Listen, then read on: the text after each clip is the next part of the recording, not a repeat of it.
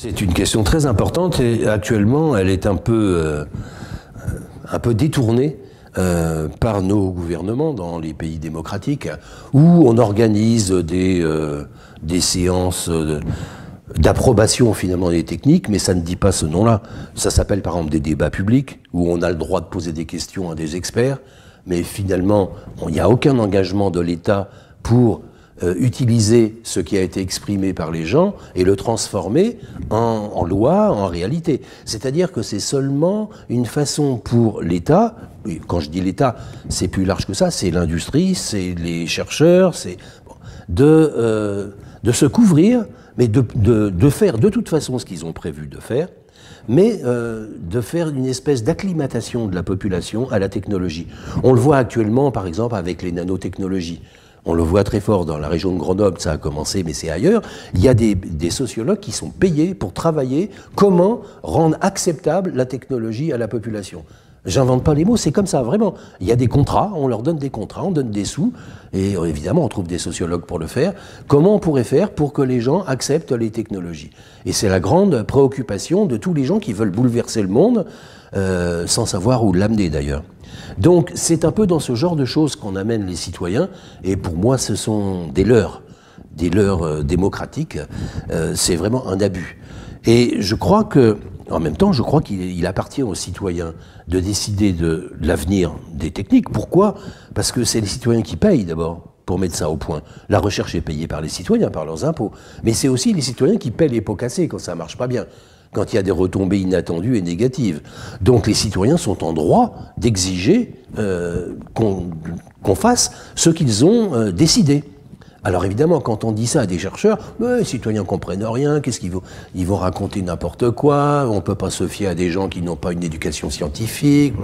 Alors ça, c'est remis complètement en cause depuis maintenant 25 ans, depuis que les Danois, le Parlement danois, a inventé une procédure qu'il a appelée les conférences de citoyens, et qui consiste à réunir des gens tout à fait ordinaires, à tel point qu'ils sont tirés au sort, pour éviter qu'ils aient un intérêt particulier à porter tel ou tel point de vue. Ils sont tirés au sort, ils sont formés sur le thème pour lequel il faut prendre une décision, et ils vont donc discuter entre eux et finalement émettre un avis avec quand même un certain poids pour que cet avis soit pris en compte. C'est jamais obligatoire, mais puisque les élus sont élus, donc c'est eux qui ont le dernier mot. Mais enfin, s'ils devaient se comporter de façon démocratique, dans une conférence de citoyens dont ils examineraient le déroulement et qui n'aurait pas de vice de forme, il n'y a aucune raison démocratique pour qu'ils refusent l'avis des citoyens. Alors nous, à la Fondation Sciences Citoyennes, on s'est beaucoup intéressé à cette procédure-là, parce que dans nos préoccupations, c'est en gros la démocratie des sciences et techniques, et comment les citoyens peuvent intervenir, aussi bien dans la participation au programme de recherche, dans l'information, mais aussi dans la décision sur les grandes technologies nouvelles. Et on a donc rénové les conférences de citoyens, c'est-à-dire qu'on leur a donné un protocole qui jusque-là n'était pas beaucoup plus que ce que j'ai dit. On tire une quinzaine de personnes au sort dans la population, on les forme et on leur demande leur avis. Bon, ça c'est l'ossature, mais ça suffit pas. Parce que d'abord, il faut faire en sorte que cette quinzaine de personnes, ce soit de la diversité totale, donc qu'il y ait autant d'hommes que de femmes, qu'il y ait différents métiers, les âges. Et sur 15 personnes, on peut arriver à faire un échantillon qui soit tellement varié que finalement, on peut dire qu'il représente la population, même si c'est pas au sens statistique. Donc il y a ce premier point qui est très facile à faire, c'est techniquement... Mais le gros problème, c'est la formation des gens. Et la formation des gens, on a pensé que... C'est là qu'on a apporté, je crois, le plus de choses. On a pensé qu'il fallait un comité de pilotage qui va faire le programme de formation. Et ce comité de pilotage est composé de personnes, on pourrait dire d'experts, qui ne sont pas d'accord entre eux sur le sujet. Et ça, c'est fondamental. Ces experts peuvent être dans le monde scientifique, dans le monde industriel, dans le monde politique, dans le milieu associatif, des gens qui ont une compétence et qui ont exprimé un point de vue là-dessus. Parce que ces conférences de citoyens ne se font que sur des sujets qui prêtent à controverse. On ne fait pas sur un sujet pour lequel il n'y a personne. Donc c'est un sujet qui prête à controverse et qui va bientôt passer, ou qui est déjà passé d'ailleurs, dans la pratique. Et donc, il y a plein de gens qui se sont exprimés, qui ont écrit des livres, qui ont fait des déclarations, des manifs, bon, et qui ont des choses à dire. On prend ceux qui ont l'air d'avoir la pensée structurée, alors on les prend comment? C'est pourquoi je dis qu'il faut des gens très différents, et c'est ces gens-là qui vont établir le programme de formation. C'est-à-dire ils ne vont pas faire la formation eux-mêmes. Il faut chaque fois décaler les responsabilités. Mais ils vont établir le programme en se mettant d'accord par consensus sur l'identité des formateurs, sur le thème qu'ils vont traiter devant les citoyens, sur la durée de ce thème, ça va être une demi-heure sur tel sujet, 1h30 là-dessus, ils vont se mettre d'accord et dire c'est un tel qui pourrait faire ça, c'est un tel. Bon. Donc on va solliciter à ce moment-là des formateurs qui ont toute chance de représenter un éventail très large, puisqu'il y a eu un accord de gens qui ne sont pas d'accord entre eux sur le sujet, pour choisir ces gens-là et ces thèmes-là. Ça, c'est le point vraiment fondamental. Et on va donc donner à ces citoyens, la quinzaine de citoyens, qui, de notre point de vue, doivent être volontaires. Parce que dans les conférences de citoyens, actuellement, il y a une tendance un peu comme dans les jurys d'assises à rendre ça obligatoire. C'est un tel boulot, ça veut dire que le citoyen est mobilisé pendant 6 mois. Même s'il n'y a que 3 week-ends de travail, mais il y a dans la tête, il faut qu'il lise des choses, il faut... Bon. Donc il est mobilisé très longtemps, c'est quelque chose de dur. Si les gens ne sont pas très chauds pour le faire, il vaut mieux en prendre d'autres. Or, il y a, dans une population de plus de 60 millions de personnes, on en trouvera bien 15. Voilà, donc on prend des gens qui ont envie de faire quelque chose, et on les met dans cette situation d'apprendre d'abord un peu les généralités, c'est le rôle du premier week-end de formation, c'est un peu des c'est relativement neutre, si c'est possible. Le deuxième week-end, au contraire, c'est les points de vue différents qui s'opposent devant les citoyens, et les citoyens interviennent pour poser des questions. Donc là, ça commence à mûrir, parce qu'ils ont déjà appris les bases, ils ont lu aussi des choses, on leur distribue des éléments d'information, que ce soit des films, des bouquins, des articles, qui sont choisis aussi par le même comité de pilotage pour doser qu'il y ait toutes les opinions représentées là-dedans. Donc les citoyens vont, après ces 2 week-ends de formation, qui sont espacés de quelques semaines pour qu'ils puissent digérer, quelques semaines plus tard, ils vont eux-mêmes provoquer un week-end, c'est-à-dire qu'ils vont demander, ils vont convoquer des gens qu'on ne leur avait pas proposés comme experts dans la formation, et qui peuvent être des gens de l'institution scientifique, mais plutôt des psychologues, des religieux, des politiques, et qu'ils ont envie d'entendre sur le sujet. Et ils vont les interroger, ils vont les cuisiner, et puis après ça, ils vont discuter entre eux, ces citoyens, et ils vont rédiger un rapport, tout seul. C'est-à-dire qu'il n'y a pas quelqu'un qui leur tient la main, comme c'est actuellement souvent dans les débats publics, ou où il y a... on pense quand même que le citoyen est un être inférieur à l'expert, et il y a toujours un expert qui vient pour aider. On n'a pas besoin d'aider les citoyens quand ils sont formés comme ça. Alors il se passe cette chose extraordinaire dans toutes ces... Bon, il n'y a jamais eu de ces conventions de citoyens. Si, il y en a eu un peu.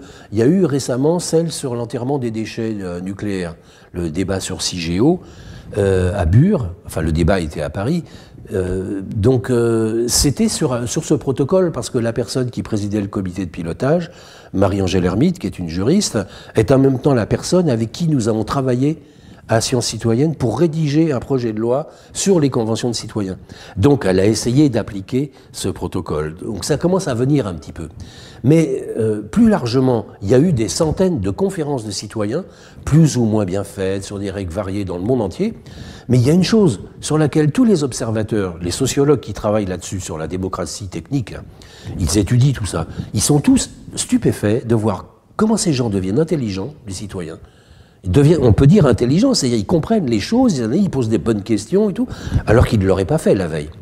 Et c'est pas seulement la formation, c'est aussi le fait d'être avec d'autres, dans cet espace où ils sont des gens très différents, venus du pays entier, avec le même souci d'apporter quelque chose, finalement, pour l'espèce humaine, pour l'humanité, au-delà même de nos frontières, mais de faire une proposition qui, il l'espère, va être acceptée et qui peut influer sur notre devenir, y compris nos enfants, nos petits-enfants. Ils ont ce sens très bien inscrit. Donc à partir de là, ils se mettent dans une situation qu'on ne voit jamais chez les gens ordinaires. On voit ça chez, je sais pas moi, des saints ou des gens qui ont une qualité de dévouement. Mais des gens ordinaires ont presque tous, dans cette situation-là, ce comportement auquel j'ai donné un nom.